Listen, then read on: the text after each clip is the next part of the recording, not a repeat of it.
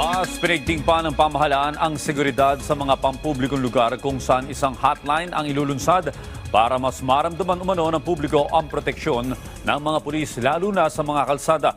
Alamin yan sa report ni Ryan Lisigas. Para mas matiyak pa ang kaligtasan ng publiko, ipatutupad na ng Department of the Interior and Local Government o DILG ang Unified 911 sa ilang lugar sa bansa sa buwan ng Hulyo. Kabilang dito ang Metro Manila, Region 7, Region 1 at BARMM. Sa sandaling maipatupad ang 911 hotline ng DILG ay kailangan sa 5 minuto ay agad makaresponde ang mga pulis. Kinakailangan daw ito upang maiparamdam sa mga tao na ligtas sila sa kalsada sa kabila ng ulat ng PNP na bumababa ang bilang ng krimen. There are 225,000 policemen. If done right, kung tignan ng metrics, kung tignan ng heat map, kung saan ang high crime prone areas, kaya yan. With better technology and better data, kaya yan. Ang ilang motorista at commuter, ikinatuwa ang dagdag puwersa ng PNP sa mga kalsada.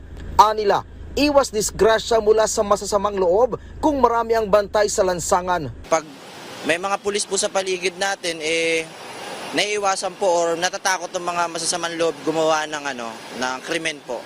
Kaya pabor po ako. Sus, pabor na pabor. Bakit, sir? Ay, malayo ka sa taong mababait. Tulad ng mga holdapper, mga adik, para malayo ka dyan, mayroon silang, kaya nga maganda may pulis para may magatulong sa atin. Hindi yung wala, ay pangit, sino ang lapitan mo? Alang lalapit ka dyan siya nagtitinda sa sidewalk, kundi sa pulis. Kumpiyansa si DILG Secretary John Vic Rimulya na sa ganitong pinalakas na presensya ng PNP ay mawawala ang takot ng publiko mula sa banta ng mga kriminal. Ang importante dito, as it goes on, ay makikita natin ang effect downstream sa mga tao. Remember, we cannot measure this in one day.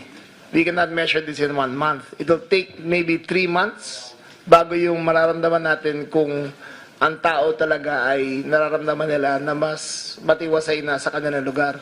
Umaasa ang kalihim na sa loob lang ng 3 buwan ay mararamdaman na nila ang epekto ng mga bagong hakbang na ipinatutupad ng PNP. Kabilang dito ang pagpapatupad ng mas maigting at mas malakas na visibility na presensya ng mga pulis sa kalsada, maging ang implementasyon ng Unified 911 system.